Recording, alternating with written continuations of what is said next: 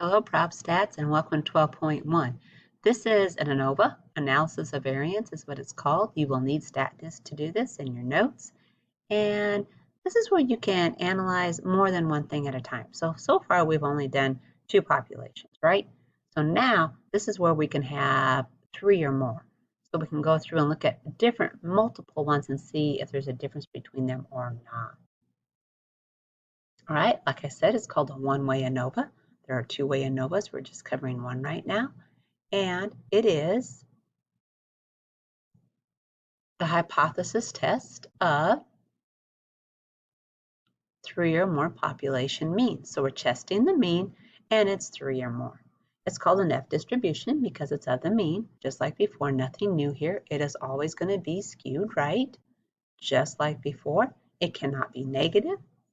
And your distribution between the two varies by your degrees of freedom.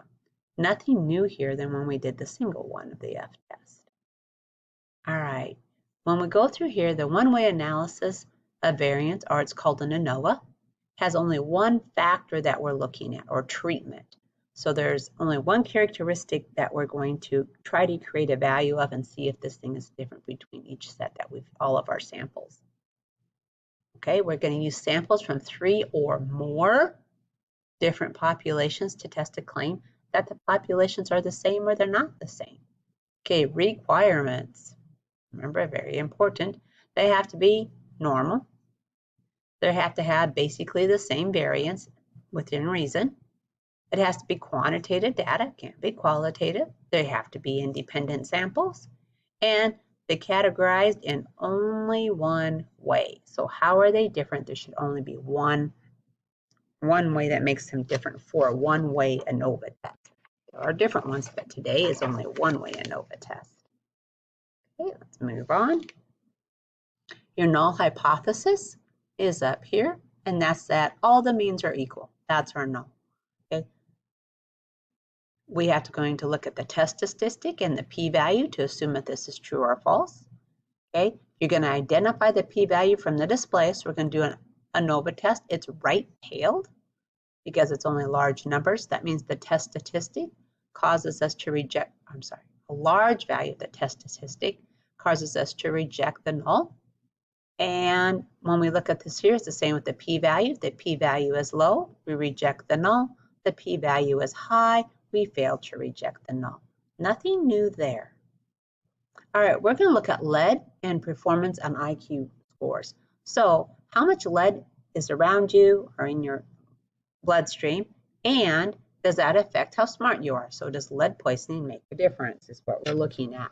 So I took all of these and typed these into StatDisk. So please pause and do that.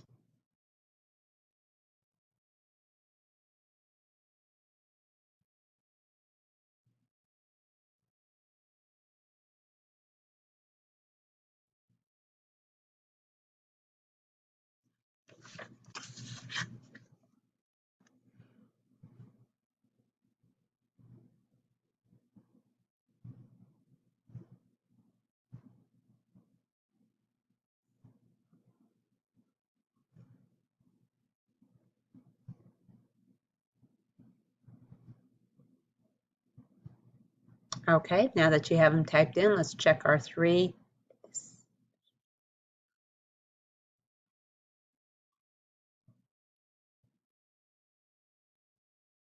Let's check our requirements here. So the first one is it a normal quantile plot? So check your normality. You're going to check your standard deviations to make sure they are the same. We're going to make sure it's a simple random sample. They have to be independent of each other.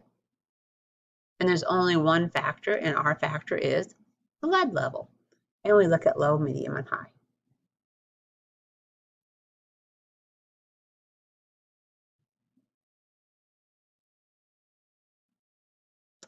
Okay, it seems to be recording. It just looks a little weird today. All right, remember our null hypothesis is that everybody is equal. So we have three samples, so we have our three nulls. mu1 equals mu2 equals mu3 of the three populations. We're doing a significance level of 0.05.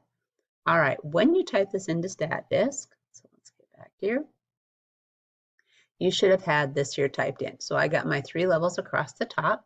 You're going to go to analysis, and if you look here, you have a one-way analysis of variance, or an ANOVA.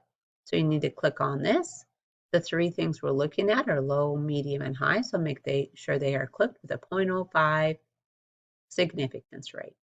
Now when you look at this here, we have treatment is 2, degrees of freedom, total air is 118, or air is 118, total is 120. This is the sum of squares. This is the mean of squares. What we're checking out is your F statistic, your critical value, and your p-value is what we would like to look at. So now let's go here, and when we look at, I copied it in here for us. Mine went sideways, so it was a little bit nicer than this one. So we have our data from this here. We look at our F value, which equals 4 point right here. Your test statistic, which is 4.0712. Then we have to look at our critical value, 3.08. Now, do I reject or not reject the null? So, whoops. So now remember, when we have a normal distribution. Let's get back down here.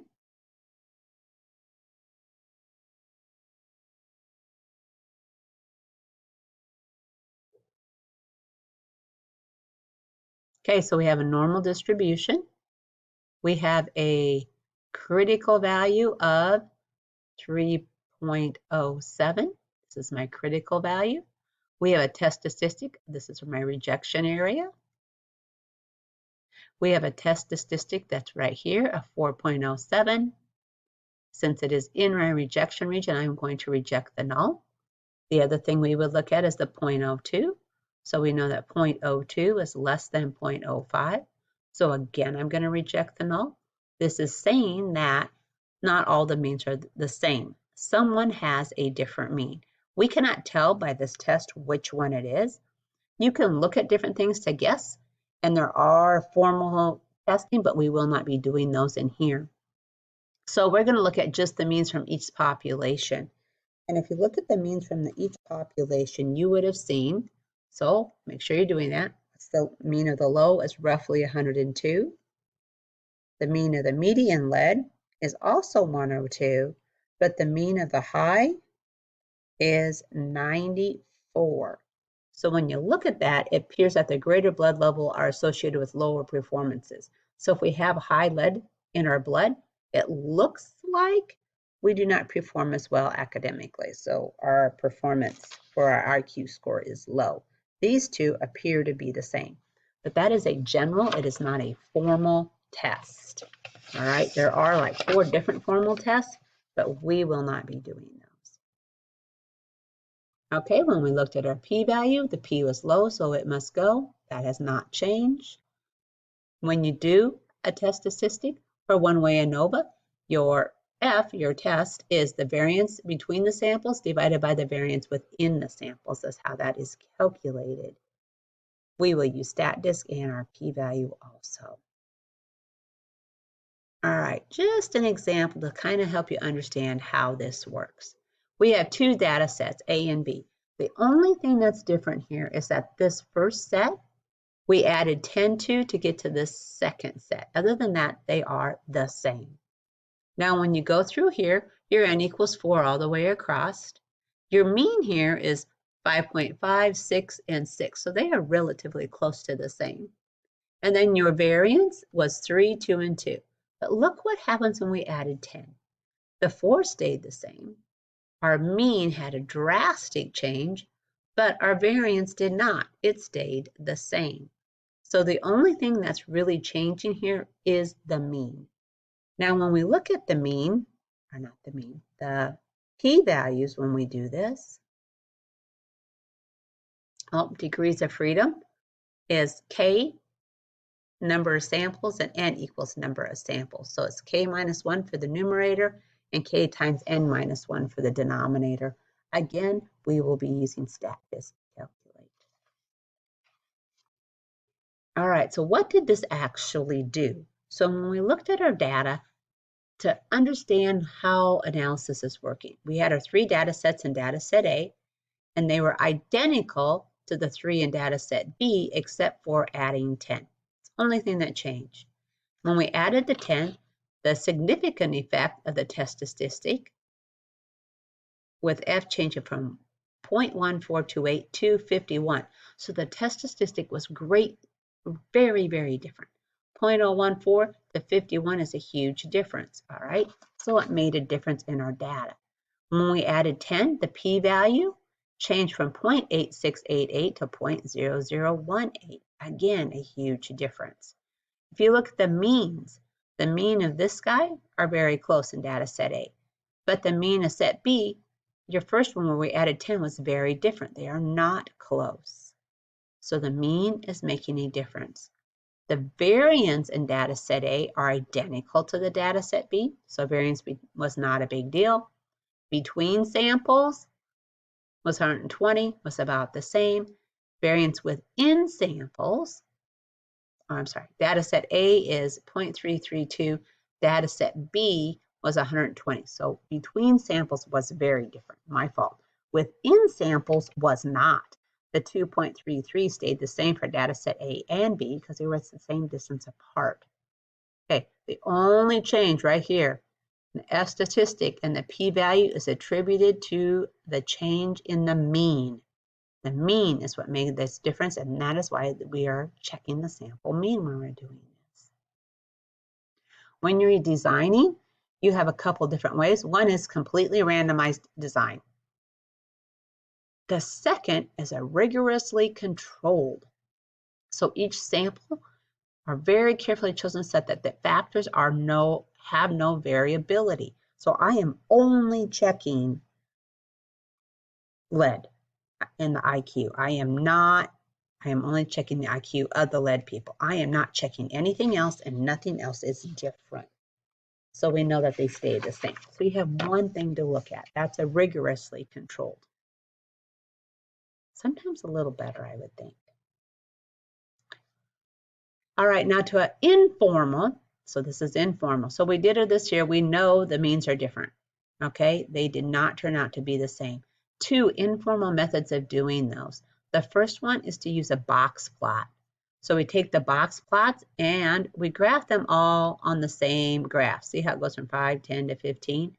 And if one of them is really far out from the other two, we know he is different and he does not match. Now the second method is a confidence interval. So second method is a confidence interval. And when you look at these intervals, this one right here does not overlap. So since it does not overlap, we can conclude that it is different, all right? Informally. Okay, formally, there's a ton. But the ones that main ones are range test, multiple comparison, the Tukey, and the Bonferroni. All right, all of these here are formal methods that you can use. All right, we are not covering them. Those are on higher level stats. Just be aware that they exist. That's your job. Next, and I cannot do this one today because I did not have the data, but you are going to look at the temperature that we collected from our classmates. We're going to compare group 1 to group 2 to group 3. So the first 6 through the door, the second 6, the third 6. And we're going to compare their temperatures and see if there's a difference or there isn't a difference. All right, make sure you check your requirements first. There's 5 of them. Make sure you list your null and your alternative. Use StatDist to calculate your critical value and your P. Reject or fail to reject the null, and then state your conclusion. All right, when you're done, check with me to make sure these are done right. And good luck on your homework. Make sure you're posting questions.